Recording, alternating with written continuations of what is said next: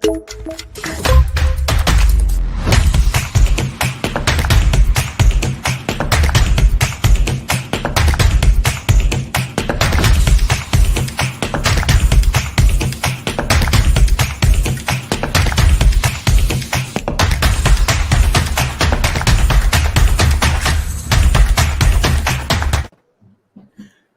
everyone. Welcome to today's show. And if you're joining for the first time, this is part of our digital transformation series, for which we meet every Thursday at 5:30 p.m. Eastern. We pick one topic related to digital transformation. And for today, we have a very important topic, which is called product traceability. Some people also call it as lot serial number traceability. So that's what we are going to be discussing today. And before we do that, we are going to start with everybody's intros. If you don't know me, I am Sam Gupta, your host and principal at Elevate IQ. Elevate IQ is the independent ERP and digital transformation consulting firm. On that note, I am going to move to Chris for his intro. Thanks, Sam. Chris Gherardini, the owner and CEO of Turnkey Technologies. We're a 28-plus year Microsoft Dynamics implementation partner. So I've been implementing ERP systems since the early days, as people say, but looking forward to the conversation. Thanks. Amazing. Thank you so much for being here, Chris. Abu, can I ask you to introduce yourself next? Sure. My name is Abu. I lead the group here at Pennies. We are a Sage X3 partner. So we provide solutions in the food and beverage, cannabis, and manufacturing. So traceability is an important requirement in all those industries, and looking forward to speak today. Okay, amazing. Thank you so much for being here, Abu. Tom, can I ask you to introduce yourself next? Sure, Sam, and thank you. And good to see you guys. My name is Tom Rodden. I am a IT executive, longtime IT career guy, 20 plus years now, and most recently CIO at Varian Medical Systems, currently consulting on large ERP programs. And in a prior life, I was also running business operations prior to my IT career. I was at GE doing logistics and manufacturing. And so I have been involved in some recall discussions and activities, both from an operations point of view as well from an IT point of view. So to Sam's point, this is a critically important topic for many companies in many industries, and happy to be talking about it today with you. And hopefully we can discuss some of those real life stories. Thank you so much for being here, Tom. Andy, can I ask you to introduce yourself next? Sure. Thanks for inviting me, Sam. My name is Andy Pratico. I've been involved with ERP software for small to mid-sized manufacturers for over 40 years. So I make Cristiano seem like a rookie. But anyways, I'm in Vancouver, Canada, Vancouver, British Columbia. I worked with manufacturers all over North America. I lived in the US for 11 years.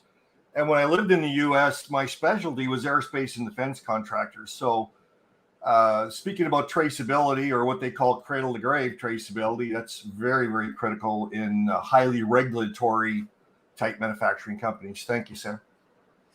Okay, and with your charm, Andy, you are probably going to make everyone look rookie. So thank you so much for being here. Chuck, can I ask you to introduce yourself next? Yes, sir. Thank you, Sam. Chuck Coxhead. I am a longtime manufacturing professional. I am Director of Sales and Marketing for Turnkey Technologies. And this traceability topic is near and dear to my heart with all the years in nuclear manufacturing, Navy nuclear manufacturing, and defense electronics. It's just, oh boy. So hopefully we can have some stories there between your nuclear versus automotive. I think we are going to have a lot of fun. Thank you so much for being here, Chuck.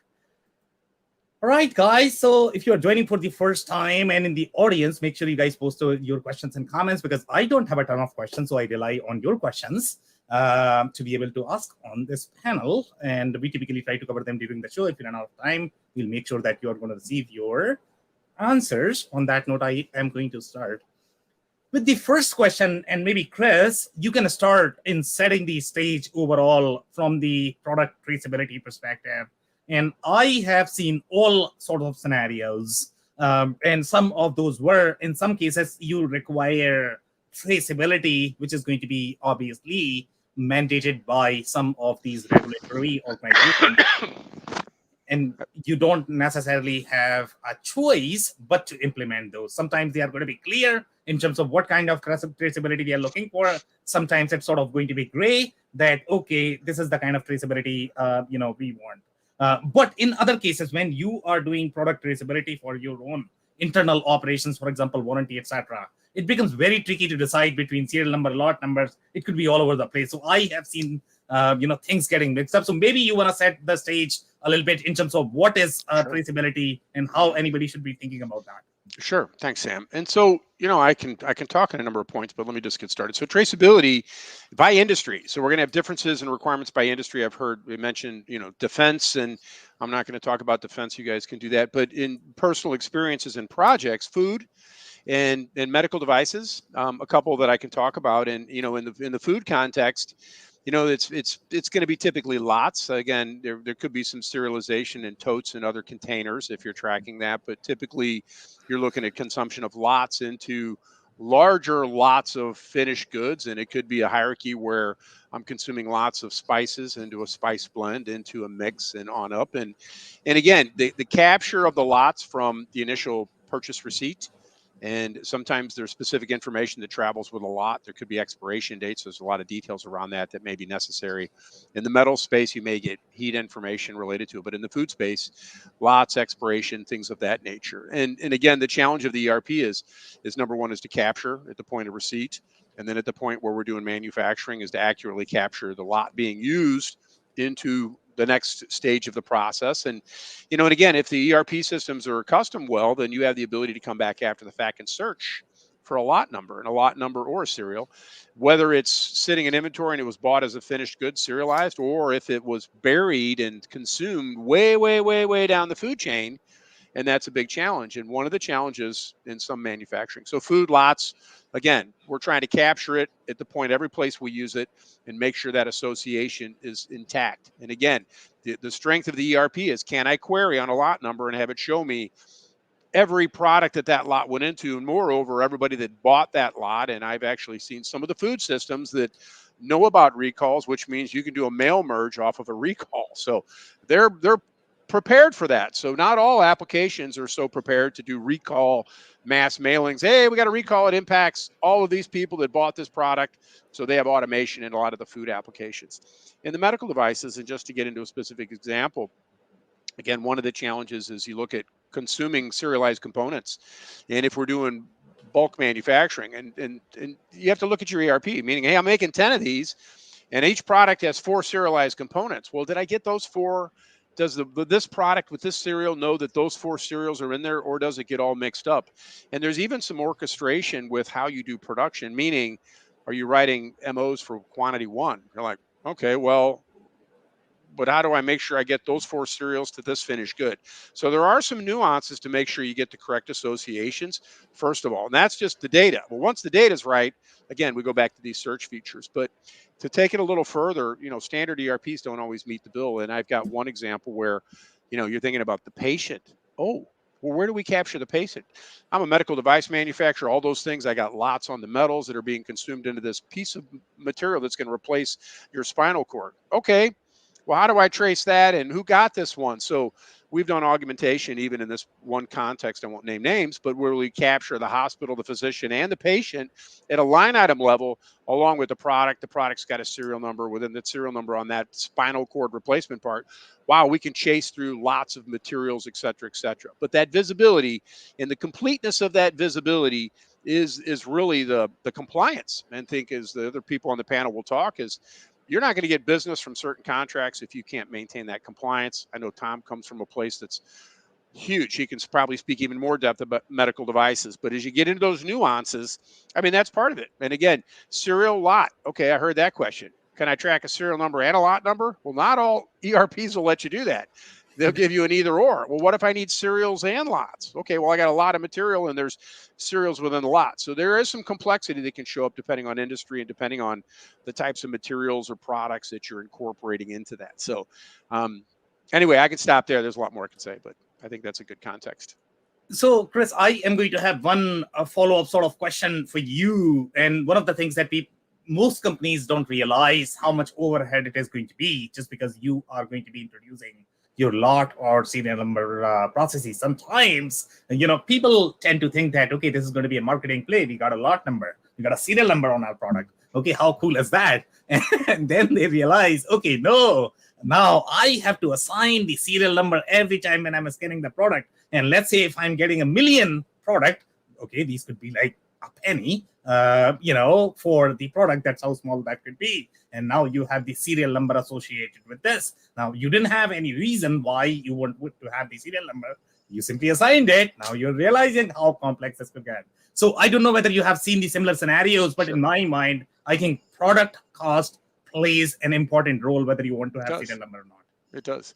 And even the receiving process, where now we incorporate QR codes, 2D barcodes, so that I've got a box that's got 50 items in there and they're all serials. I don't have to scan each one. I could do a QR, and I've now incorporated all those serials into my system, or an ASN from a vendor might incorporate all the serials as part of that. But then we've got one caveat for a company that manufactures dental equipment where they're getting finished goods, but the finished good travels with all the serials of all the components in the finished good. And you're thinking, holy cow, that's a 2-level deep receiving process. That's custom, right? Most systems aren't going to, they'll scan the serial on the finished good, but what about the subcomponents? So this is custom nuance. And why is that imperative? Is, again, warranty, replacement, what is it serviceable? But you said the key word, scanning. The world of serials and lots, to manually be doing it, boy, there's a problem, because you need the efficiency. You heard me say a 2D barcode. There's 1 million serials in that container. Can I scan them all? Can I get an ASN with all electronically? So you've got to find efficiency, but you need the accuracy. Otherwise, you won't get the compliance. You won't win the contracts. But it is labor intensive, but that's why you got to go to scanning. And again, you really have to tear apart your business process to make sure that you're able to capture correctly. So that articulation of what's that stream of flow and how do I do capture, so that I make sure that we're not commingling, or, hey, we're sloppy. I don't know. I thought that lot number went here. Who cares? It's a big deal. So it's not easy, but it is a requirement. But if you have the systems to meet the requirement and you get the right automation, like the 2D barcodes and stuff, you can compete for business. Okay, amazing insight there. Thank you so much, Chris, for that. So, Abu, I am coming to you. And from your perspective, I don't know if you're going to have any other context that you might be able to add when companies think about serial number versus lot numbers, and anything that they should be thinking about when they are implementing the product traceability processes. Abu, over to you. Absolutely. So, lot numbers are generally when you're producing a batch of goods. Yeah. You want to trace based on batches, based on the same day production. And serial number would be when you want to go to the individual item level traceability, right? So a bag of peanuts is going to be different than computer hardware, right? So with computer hardware, it is each individual item that you're tracing. So that's where typically you'd use the serial number rather than the lot numbers for the end product, at least. So that's where, so generally in the food, in the pharmaceuticals, in the chemicals industry, it's lot number traceability. And more in hardware side, electronic goods, probably defense, naval contracts, it will be more serial number traceability, depending on what you're using, right? So again, chemicals, food tend to be lot, like manufactured hard goods tend to be serial numbers. So traceability is an important concept. So generally speaking, most industry would have one step forward and one step backward traceability, right? So you are getting a raw material from one vendor, which may be getting 5 other raw materials from their vendors, and so on, right? It may be few companies by the time you enter the source raw material. So especially in the for example, in the cannabis world, they want seed to the what you're consuming traceability. So what they require is one step forward, one step backward. So you must know which customer you've sent the product to, and you must know where you bought that individual raw material from. So that's an important concept. And again, sounds easy, but even at that level, it can be hard to maintain. The biggest problem that I see, which comes in, is obviously the systems have to be in place, right? So your ERP system must be able to support that traceability. So forward traceability. So you're looking at a component and see which work order that was used, right, where it ended up, or you do a backward. This is a finished good, this is a lot number, and can you trace it back down to the first raw material consumed. Most companies do not have a regular testing process to make sure they can trace the product, right? They have the IT systems in place, they're tracking the numbers, but very few, even in the food industry, would have an actual mock recall process. I mean, larger companies tend to do it, but in the mid-sized sector, it always gets put back on the back burner. The other key issue that I see, especially in the food industry, is you're tracing it, but if the shop floor guy is going out, he's in a rush to produce the orders. He said he's using lot A, but is he actually using lot A, right? Or his supervisor asked him to bring a bag of peanuts to be used, and you ask him to bring lot A. He goes to the rack, finds the bag in front, picks it up, and goes back and tells him I've used lot A, right? So those sort of things at that runtime operational level, doing the record keeping, even entering the right data into the system, tends to be harder, or keeping track of. Barcoding, scanning definitely helps, but still, in the rush of things, still people make a lot of mistakes, right? So that having that process, that consciousness around making sure the right data is captured is extremely important. And sometimes in the operational level, people tend to overlook it, and there are not enough controls in place to enforce that compliance day over day, which causes companies to run into trouble. So you have some very interesting layers there, okay? And this is the problem that I have seen personally as well, where when you are going to go to shop floor, things are all over the place, and you just don't know how to maintain that traceability. In fact, when you look at from the ERP processes perspective, typically, the lots are probably going to be assigned when you are going to be receiving your finished goods in the inventory. So you sort of have the loose correlation between the production order that you have released on the production floor and when you are going to receive the inventory, you sort of are assigning. But when things are good, let's say if you're releasing 1,000 job orders all together on the production floor, and they are going through many different steps, there could be a bottleneck where things might get mixed as well. So from your perspective, when you are looking at these shop floor processes to be able to create the best practices so that these lots don't get mixed, have you seen anything from the system perspective or maybe from the process perspective, Abu, that can be done so that these lots don't get mixed? So there are two ways to do it. When you release a work order, you assign the lot number, right? So that's one way. The other way is when you're actually creating the product, when you're receiving the product, that's when you assign the lot number. In my experience, what I found is when you're receiving the product, and that's where when you're creating the lot number, that probably leads to fewer mistakes rather than when you have created the lot number up front, right? So again, depending on lot number methodology, for example, some companies would do it based on year, month, and day, right? So everything that got produced on 21st May, June 2022 gets a lot number, right? But guess what? You have a work order, you already assigned a lot number, but that work order gets delayed. Now you have to go back in and change the lot number. So that always causes some issues. In my opinion, it's always when you're actually doing the creation of the lot and you're assigning a lot number, that makes it less complex from a process point of view. And having controls around it, having that double check around it, right? One person is creating the data, there's a supervisor is checking the data. That sort of process always helps in ensuring that they are entered correctly. Okay, amazing. Thank you so much for those insights, Abu.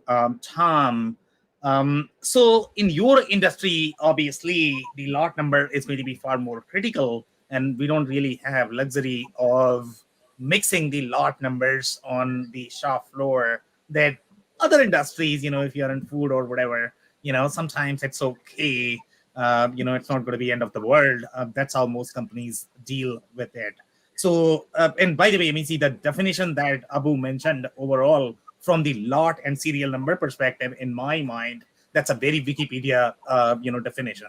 Typically, there's going to be a significant judgment involved in terms of when to use lot number, when to use serial number, and that is going to have the overhead on your operational processes. So from your perspective, when you're deciding whether to use lot number, whether to use serial number, what are some of the things that you have employed when you were working in the industries that you have worked in? Tom, over to you. Thanks, Sam. No, a lot of good comments by Chris and Abu already. And in terms of choosing between lot or serial number for your numbering strategy, I certainly fundamentally agree with Abu's comment that lots tend to be, I would say, less divisible situations, right? Where you have a container of a liquid, or you have some less easily divisible input into your manufacturing process. And Abu mentioned, periods of time as well, a day, it could be a shift that determines the size of the lot, the length of time that we're going to spend. But I think it's also the raw materials and inputs. Certainly, in the pharma world, you'd have different lots based not just on time of day or date and time, but also, those inputs. If you run out of a particular ingredient in most food or drug processes, you cannot go and take another different raw material input, maybe from another vendor or from another date from the same vendor, and say, oh, I'm just continuing that production order with this input now. No, that finished good lot has to be closed out, and you have to be working on a new lot in terms of a finished good with that new input. Even if it were the same day and the same shift, and all that, you'd need to be able to distinguish that. But typically, in my experience, it's a question of divisibility. I think Abu used the example of a computer, or maybe it was Chris, I can't remember now. But yes, when you have items that are very easily divided into the smallest unit, one, then serialization makes a lot more sense. Sometimes people use the expression "a lot of one" for a serial number. That's a lot of one. So I tend to use that as a general guide. Things that are difficult to divide up. Now, interestingly, I came across a company called Egg Fusion recently. I don't know if anybody's heard of these guys, but they actually provide laser etching onto the shells of eggs. So typically, eggs would be a batch or a lot managed item, right? But these guys with this technology are using it in the packaging process. As eggs are coming down the line and then getting put into boxes, they're etching a serial number onto the egg itself, onto the shell, in a way that would enable that item, which historically would be lot managed, to actually be serialized and serial number managed down to the individual egg. Now, that may sound like overkill, but eggs are a common source of health issues and sometimes recalls. So that's not, if it's reasonably inexpensive, that is not a ridiculous thought in terms of the scope of your recall. Obviously, if you're managing in bigger groups of units, a lot, as opposed to serial number individual units, you might end up having to recall more product because you simply don't manage it in a way, even though maybe, as Chris was saying, you manage it very well, but the management is in big buckets. So you're gonna have to recall the entire bucket as opposed to maybe a very targeted recall, right? Where you'd be managing at an individual item serialized level. So anyway, those are a couple of thoughts around the strategy. Do you go with lots or serial numbers? I mean, there's a lot in this topic, Sam, that we could talk about, all day for weeks probably, in terms of not just the strategy, choosing lots versus serial numbers, but then what's the approach to applying or affixing a number, the strategy, to the product or the object, right? Is it going to be etched, like this laser technology from Egg Fusion?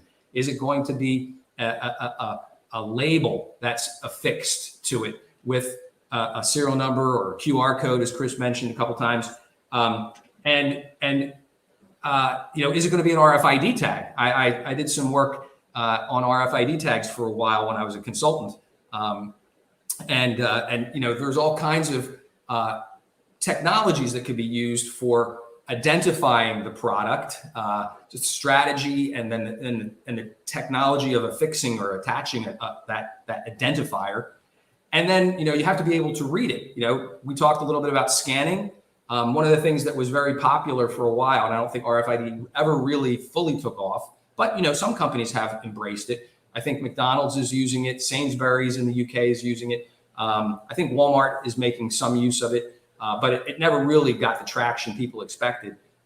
Nonetheless, it allows you through radio frequency to be reading barcodes in mass. Like there are portal technologies, right? You could have at your gate of the dock of your warehouse as the product's coming in or leaving, and you have a portal and you wheel the pallet through. The RFID tags can be read en masse, and that data captured, even though you don't have line of sight. The pallet's already assembled.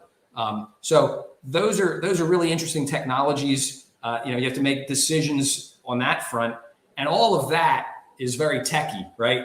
Then you get to like, what about the business process? Like, to your point, Sam, receiving, shipping. When do I even introduce this? One of the interesting topics that came up on one of the projects I was on when we were designing the ERP solution, there was initially an assumption that, hey, at the time we take the order from the customer, we're using batch management or lot management in this particular case. So we're going to have that switched on, and we're going to assign the batch to the items that, to the quantity that we're going to give to this customer.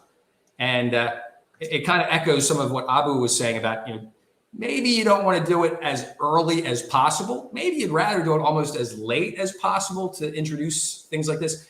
So they found that by introducing it at the sales order process, right? If there were a discrepancy in the inventory and that lot, they didn't have the full amount that they thought they would have when they created the order, that would be an issue, right? And the order would have to be reworked. Or if, the material got scrapped in between the time the order was taken and the lot numbers assigned to that particular customer's line item, and when it was being picked, again, that's a problem, right? So typically in good business processes I've seen, you might take the order without batch management, but when you go and pick it and get ready to ship it, that's when you want to be identifying the batch that's going to be associated with that order that goes out to that customer, and so on. So again, there's process strategies about timing as to when do you actually introduce this, just like on the receiving end, as Abu was talking about, on the shipping side as well. And again, I could go on and on too, like all of us, I think, but these are interesting topics. Maybe the last thing I'll just add, Sam, is when I was doing a little prep for this call, I was wondering how many recalls are there going on out there in the United States, and who's driving it? And I said, okay, there are 3 agencies involved in recalls. There's the FDA for pharmaceuticals. There's the USDA, the Department of Agriculture, for food, and there is what's it called? The CPSC, the Consumer Product Safety Commission, for other products. And I thought, 10, 20, 50, 100, I don't know. And it was for the USDA, 120 is the average number of product recalls for food in the US per year. 300 recalls by the CPSC issued per year, and 1,200 issued by the FDA per year. And these are the mandatory recalls. These aren't even the voluntary recalls that companies are doing to get out ahead of problems before the hammer comes down. So there are thousands of recalls happening. So although people tend to think of this as a infrequent process, it ain't as infrequent as you think.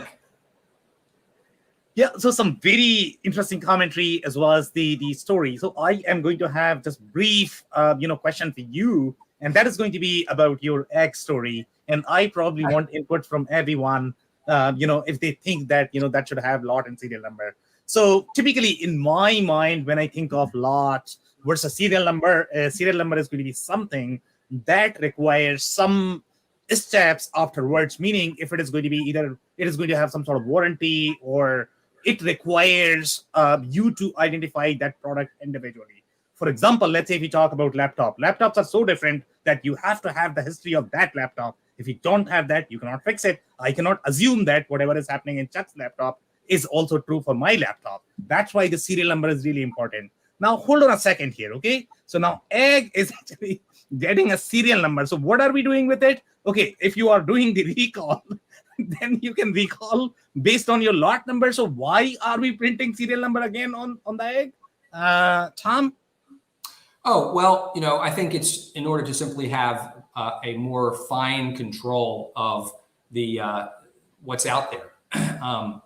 Again, I'm not advocating for it. I was just saying, I came across this recently and said it was a fascinating deviation from what I think of as the general rule, right, of divisibility. I didn't think of eggs as easily divisible, in terms of management. Like you can't typically really put a serial number on an egg. When you think about it, you wouldn't think that that's even reasonable. But these guys found a way. I was only saying that there are people who are looking at this question, the strategy question of is it divisible? I think you raised a question of, Sam, is it necessary? Even if it's possible, is it necessary? And I wasn't trying to address that. I was just saying, hey, there are people who are changing the game a little bit, where you might have historically thought, I can't manage this at a serial number level. It's just not possible. And people are introducing technologies that may render that assumption no longer valid. So again, should you? Is it really necessary? I'm not in the egg industry, so I don't know.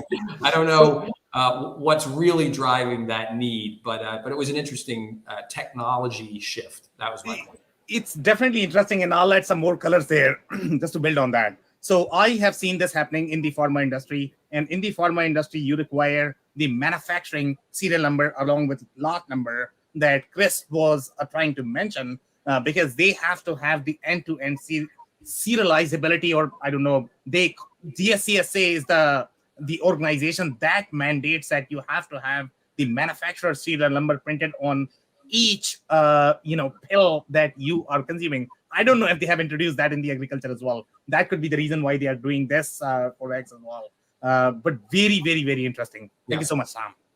Okay. Okay, Andy, so coming to you, from your perspective, whatever you have seen, lot versus serial number, and the processes in your industries. Well, everyone's been making some very interesting comments. There was talk about Chris in the electronics business, and that sometimes they call that configuration management, because commonly the lot number is the receiving lot from your vendor. And then if it's a piece of steel or an electronic component or whatever else, you're able to trace it all the way through your production facility out to the customer site for recalls or any kind of challenge. Versus a serial number, which is usually identified on one specific item. So there could be a lot of 10 things, each one having its own individual serial number. And configuration management means that in that electronics device, not only is the main finished product have a serial number, it also has a serial number on probably of the board or some of the components inside as well. And they're all traceable. Going further with what Chris was talking about, some systems cannot handle both lot and serial. That's very, very true. But even further, some companies need more than that. There's some companies that need steel fabricators, for example. They need a heat treat number to be able to trace. There's certifications in all different industries that need to be traced. So there's all other types of components that you want to attach or have along with that lot number or serial number when you're tracing and have it available. I mentioned I'd been in the aerospace business. If you think about, and the expression cradle to grave, if you think about an airplane flying overhead and a bolt shears off the airplane wing and lands in your backyard or whatever the case, they have to trace that bolt back through the manufacturing facility, back through the raw material of the steel from the vendor, so they can recall all of them right now. And that's one of the huge benefits of that type of traceability. But I'm going to tell a little story, and I'm going to age myself and prove to Chris I've actually been in this business probably when he was a child.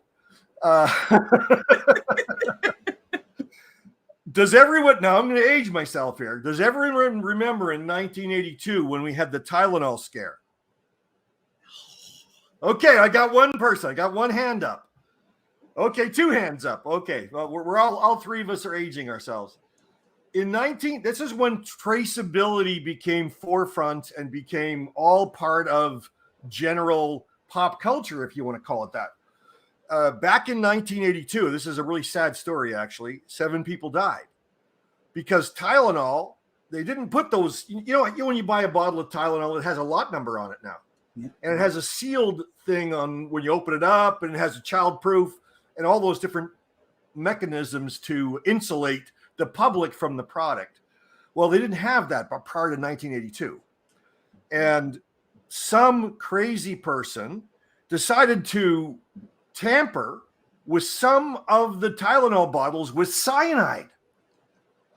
I know, 7 people died. And that was the beginning of true lot traceability. And before you know it, now everyone just sees that's what a Tylenol bottle is. It's always been that way, but not true. That was 1982, and I think I was 1 year old then. Over to you, Sam. Yeah, so some very interesting commentary. By the way, you got me on that because obviously that was the time when I was born. So obviously I'm not going to know about these things. but on that story, okay, so there's a little layer to it, and that is going to build up on what Tom was trying to say, why you need that manufacturing traceability. Yes. And even if you have the lot and serial number, back from 1980s, I don't think that was enough for pharma. And that's the reason why DSCSA is trying to change this. Okay, so definitely. Now it's been an evolution. Exactly. Right? So now what they need is they need the whole ASN. Okay, whatever is going on in the package, whoever is touching the package throughout the supply chain, you need complete data object flowing complete through raw material mixture formula of that product. Exactly. Including cases. Okay. If anybody touches the case, if you are going to you even replace the wrapper, they want to know about it because this thing could happen, and now we are living in a world. It's a crazy, crazy world. Anything could happen. So great story. Any other follow-up comments, Andy? For you, Sam? Yeah, please. I always have history lessons for you. I know. Awesome. Thank you so much, Andy. So Chuck, I'm actually coming to you. So from your perspective, obviously you had a lot of different defense stories. So I am very interested in hearing those. So tell us, anything related to lot and serial number that you have seen. You're on mute. Yeah. So one of the things that the egg story actually is really fascinating to me because eggs aside, I don't know how they're going to recall half my omelet, but in the defense, there is this move to laser mark and micro laser mark each individual part. Now, this is an old thing. They began to research this, I would say, probably 15 years ago, where it became a real issue. Interestingly enough, it's the reason for the slow adoption is, one, how do you get the micro stamping done? How do you do it without damaging the part? Most importantly, how do you read it? Okay, this is not the kind of thing that you can read with a conventional barcode reader, and RFID really wasn't commercialized at that point. So there's definitely some process on the input and the output that really needs to be considered. And you have this requirement. It flows down to a lot of small companies. It can really cause an issue. And there's a couple other things that I think about that take into account. So it's really a function oftentimes of risk. Pharmaceuticals, high risk. Yep. Defense, high risk. Airplane, high risk. Food, not as high risk, but high risk. Okay. And nuclear energy, where I have some experience, extraordinarily high risk. So the higher the risk, the more likely they're going to want to reduce the traceability down to the item. Raw materials versus individuals already been discussed. Okay. But the things that really jump out at me are process issues, particularly when you get into small companies. Okay, so my controller is not going to be very happy with me if I get to a fraction of a lot and I'm tossing them out because I have a 25-piece order, but I only have 16 parts. Oh, heck with it. I've got a problem. So you start getting into physical process issues where you have to separate lots. So because when it comes to traceability, a part number is not a part number. Each part number / lot number / serial number / heat number is a completely different inventoried part. Okay. Both data and physical handling. And they need to be separated. They need to be handled as such. And so oftentimes when you get that, particularly in a smaller company with less sophisticated ERP, you're going to have a problem and you're going to have to manually manipulate that. And it jacks up your cost. So you have these process issues that are really, truly crucial. And from the defense perspective, they put additional requirements on. I have received many an order with single lot manufacturing requirements where you cannot split a lot at any level from raw material up through the finished good. And so it makes that much. Now you have two choices, right? You put in the data system, you put in the manufacturing handling process, the segregation, or I don't take your order. And nobody wants to do that, but honestly, sometimes that can be valid, and I've actually done that. And I will just add one last one that I really find, Pete, really interesting. Working in the semiconductor industry, there's actually a really good reason for traceability analysis related to performance testing. So when you build semiconductors, it's not everyone performs great. They build, as you fall off the edges, some don't perform quite the same. Well, when you have an issue with one, those engineers may want to go back, find the chips or the items that are from a similar lot so that they can use them to diagnose failure mode analysis in semiconductors. So that's long before it hits the floor. That's ensuring product conformance. Long before it hits the shipping dock, I mean to say. So there's so many cool process related things there that they're just all kind of rolling through my head thanks to these four guys. Yeah, and since you are talking about processes, I'm actually going to tell you my story, and I'm pretty sure you're going to have a story there related to the processes as well. And to be honest, I find this particular story extremely fascinating, and I always say this to my customers that data and systems are only going to do so much. You need this thing at the process level. You need to have very clear boundaries, and sometimes you need to accommodate that as part of your manufacturing as well as product process. So here, the story that I'm talking about, Chuck, in this particular case, they were producing needles, okay, like really sharp needles. Now you have to punch hole in the needles. And I'm like, okay, how do you do that? I don't know. You have to flow through your needles through the production process. So it's not the box that is flowing. It's the individual needle that is flowing across the machines. And that is going through the production process. They have to measure the quality. And by the way, these are medical device because, you have to measure the tolerance. So now I'm like, okay. And in this particular case, you are not supposed to be mixing the needles. It has to be the same material. You have to have the end-to-end traceability. So what they had done is they had a steel coil that they used to produce. They had to weld the needle on top of your coil, and that used to sort of flow through the entire production process. And at the end of the process, they'll take out the needle and they'll create the product. That I found really fascinating. Obviously, there are cost implication because you are literally consuming a lot more steel to produce a needle, which is probably going to require far less steel. So I just find it fascinating. I don't know if you have similar stories that you might be able to share. So in terms of... I do have one, and it does involve a recall. And it's actually a different part of the semiconductor industry, and it's very defense related. In times of semiconductor shortages, this becomes amplified. If anybody's heard of those recently. So what happens is there are gray market products that are produced. There are counterfeit products that are produced. And in the defense business, they go out of their way to, make sure that you're not using counterfeit products. However, every once in a while, they end up in the supply chain because we are dealing with humans after all, not just data structures. And interestingly enough, it wasn't a recall because something failed. It was that they found out that gray market semiconductors got into the mix. And the way to do it is the detective work, is process of elimination. I know all the valid numbers from all of the, non-counterfeit parts. Everything else is suspect and has to be isolated.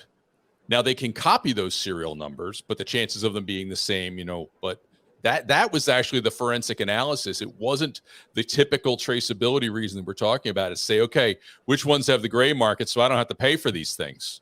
They didn't meet their contract obligation. I want all my money back, and you're probably not going to be subject to a contract anytime soon. It's a commerce reason, and that it was real. And honestly, company went out of business. Love that story. Thank you so much, Chuck, for that. Chris, I'm coming to you. Any comments over comments or any other stories that you might be able to share? Chris, over to you. You are on mute, Chris, if you are talking. Yeah, it's still on mute. Sorry. Again, some good perspectives on the trace. And I think as you look at the efficiency and ROI, right? And do we do it for just the purposes and usability? So I always come back to that, where a lot of people say, oh, your way to capture this. But I think as you vet the systems and the capability, and again, by industry, right? Is it usable? What's the capture method? How's the trace work? Who am I trying to support that with? And I think one comment we didn't make about quality processes, if we're doing lot trace and we're doing some of these things, is there a quality process that helps us kind of catch some of the problems that may be coming down the path? But, as we just look at systems technology and how well do they work from a trace, I mean, that's one of the things that I continue to dig into as we look at the requirements for the customers to support their industry. And again, did I have another story for you? I thought I did.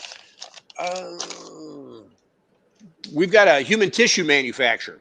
Oops. That's an interesting one, isn't it? And you're like, okay, where did that go? And you think about, where do I write that? Where's that serial number at? Where's that traceability on tissues? So now we enter in a world of complexity that gets to the nth degree. Now we're not just talking about foods or electronics or medical devices. We're talking about a material that's going to go into your body. And so the scrutiny on these guys is you look at the data they have to collect. And this is where standard out of the box ERP, and I heard heat numbers. And a lot of times a heat number travels as a lot attribute. Maybe it needs to be separate. But, as we get into the tissue space with these guys, again, there's so much more traceability that even comes from that. Back to, you're thinking lot numbers. Now we go back to donors, and we've got all kinds of stuff like that. But another story I have with another client that does actually glass extrusion. And so they're making the real thin little bitty glass that goes into ID bottles. And one of the things we talk about, lot mixing, and these folks actually mix multiple lots in a batch. And that's an interesting topic as you bring up, as you think about this, single batch, single production run, meaning, from a best practices standpoint, should they have 5 lots in one production batch? I think that gets vague, and that could actually get more compromising as opposed to the segmentation, meaning, hey, if we've only got enough material in this lot, do you break your work order and say, I made 50 pieces this lot, 75 pieces this lot, versus me saying, hey, I made 125 and I have no idea what lots and what products. And I think that's another best practice experience that as we have this conversation, I look at how they're operating their business, but it goes back to cost and it goes back to manufacturing operation. And can they stop the operation if they're extruding glass, and can they do small runs, or do they have to get into consuming lots of lots in a single batch? And again, now we're going to go back to by industry. I think in foods, is it common practice to incorporate multiple lot numbers into a single batch of food? Gets interesting. Then multiple lots into a single batch of extruded glass, same type of thing. Back to Tom's comment about serialized eggs. How does that magnify the recall or minimize the recall? Or is it, how do you know that that was the egg that caused the contamination? And then you go back to what I said about quality and testing. Do you really have any data to say, oh, it's that one egg, but you put 1,000 eggs in the batch? Again, and I think that rationalizing, for the audience here is, what is the best practice? How much should you track? Should you track cereals on every component? Can you capture it? Can you consume it? Can you find it? And again, I think we'll have more closing comments about that. But I think that as we look at by industry, again, you heard me talk about glass, human tissue. And again, where's it make the most sense? And again, do we have to segment lots into production runs so that we don't commingle? Again, it's a by industry comment. Okay, amazing insights there. Thank you so much, Chris, for that. Abu, I'm coming to you. And any comments over comments, any stories? And you're on mute as well, Abu. And I don't know if it is because of the delay of a StreamYard. I believe so. No, I'm on mute. So, we have talked about lots and serial numbers, and, especially in the pharmaceuticals and, again, the cannabis world, you have to sometimes track multiple aspects, right? So you have lot numbers, and then you have potency, for example. It's true for pharmaceutical, it's true for the cannabis world, and that potencies, they can change, right? So you create a lot, now you have a potency, for example, for 7.3%. For the same product, you're doing manufacturing the same thing, you can have a 7.4% or 7.35%. So you have to track that traceability individually and separately. One story that I have is, I was involved in oil and gas industry, and they tried to implement traceability. So we've talked a lot about heat numbers over here. And what they had was they sold pipes, line pipes for oil and gas drilling or transmission, and they want to track heat numbers. But the way the pipes are stored is a certain length. So you have 100, 10 meter, 20 meter, 30-meter length, and it's stored in a big pile on a large piece of ground, right? You can't put a 10-meter pipe into a rack or somewhere. And you get all of that, and it gets commingled, right? It's a big rack. You cannot control which heat number pipe is with which spot on the rack. So, and then when you're going to sell that pipe, you cannot track each and every heat number while you're doing the sales order or you're doing the inventory movement, because the heat number can be on top, it can be at the very end of the pipe, it can be at the beginning. 3 pipes can be on top of each other, and you can't spot the heat number. You can bring in all the scanning technologies, they cannot still scan the heat number, right? And what happened at the end is that pipe goes into the ground, it gets corroded, it gets cut off, it gets welded. So they try to implement it in that industry, then they gave it up, right? So it's too complex to measure it. One other thing we have done is we've talked a lot about the internal processes, right? But one thing that's really important is the external processes. You have a product recall, especially in the food industry. Now what? Well, it can involve your marketing department. How to do a public relations item. Yeah. What sort of processes you have internally to investigate it. How do you contact the customers, right? If you do not have the tool in place, people are even designing a letterhead. How do we inform the customer? Do we need legal to review this letter before it goes out or not, right? So you don't want to be doing those things at the end. A lot of people think about internal processes, but the external processes, when something does go wrong, are quite important as well. Yeah, could not agree more. Thank you so much, Abu, for that. So Tom, any comments, any stories? A couple of maybe quick things. One, some of what a couple of different panelists have said echoed with me on things like the level of serialization. I worked as in the IT shop at Varian, where there was a lot of discussion around surely the finished goods, what was sold to the customer, would be serialized, and then the levels, with thousands of parts going into these machines that were being sold to hospitals and clinics, and down to screws and bolts, nuts, and the question came up, how do we serialize everything? Is it like the airline industry? And the conclusion was no. And then if you say no, then you say, well, then where do you draw the line? You saying yes, it would be easy. Saying no makes this a much more complex and controversial topic. And so, for example, people got into the, agreed any subcomponent that is potentially what they would call a field replaceable unit should be serialized. If we're going to have field service engineers go out and swap out parts and do repairs, then that needs to be a serialized item, even though it's not a finished good that we sell typically. So there's a whole strategy, I think, around the levels of serialization, and it comes down to business process again, coming back to what Chuck was talking about. So that was one example where the strategy of serialization that was embraced had a much deeper challenge, where we said, at what level do you stop? What's necessary? What's going to help our business? And so that's one story. Like Chuck, one of the companies I was once a consultant to, but that was producing NIC cards, network interface cards, that were serialized. They found the black market or gray market issue to be a great use case where they had all of their data and customers were returning NIC cards that they had bought not from the vendor, the actual manufacturer, they had bought from somebody else on the black or the gray market. And then they said, oh, we don't need them anymore, or they're, maybe some were defective and we want to return these. And they tried to return them to the true manufacturer. And when the serial numbers were reviewed, it was clear that this customer had not been buying these from the real supplier of these products. So that was a very interesting use case, similar to what Chuck was talking about. And I thought, again, Abu was talking about the external processes, and I totally agree. That needs to be thought through. Once you identify the need for a recall, how do you execute? But I wanted to talk a little bit about some of the ERP and IT stuff as well, like the internal processes again.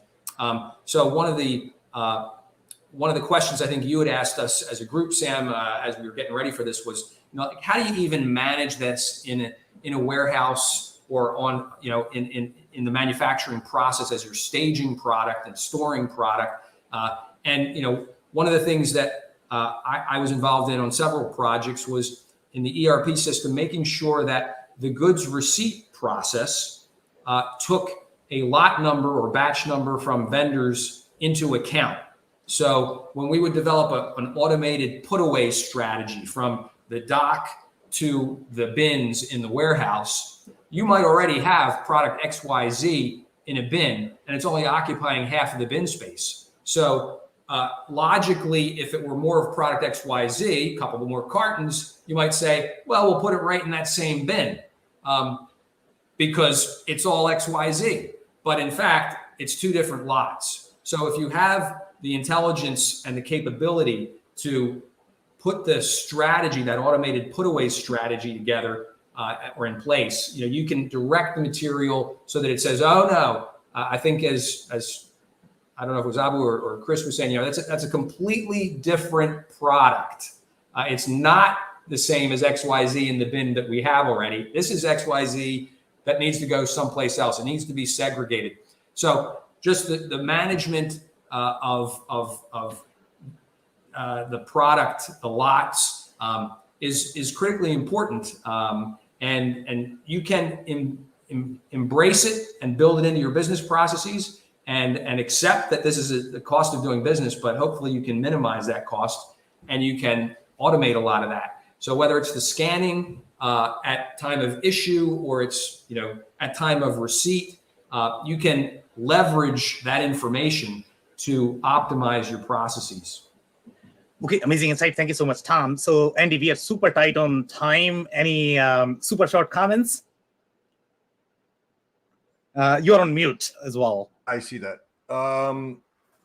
Well, no, everybody's covered the topic very, very well. The whole, like what Chris was saying, the whole purpose or what companies are forced to do traceability are usually regulatory compliant, but of course for recalls, electronics, equipment, all those kinds of companies. But you really have to look at the ROI on the effort, because there is a lot of effort, and see if it justifies the potential business you're going to be gaining. Okay, amazing. Thank you so much, Andy.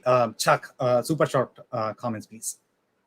You're on mute as well. Sorry. Super short. Imagine the day when the Star Trek technology exists where you can scan an item and you can tell each one, every Tylenol pill has an individual personality, an individual signature. Combine that with blockchain. Wow, we're going to be having a different conversation. Here's a punchline. That exists today, and I know where to find it. Okay, amazing. And typically we do the closing advice. So Chuck, I am going to let you do closing advice for everybody today. Do you have any closing advice for our listeners? The higher the risk, the more you need to take this seriously.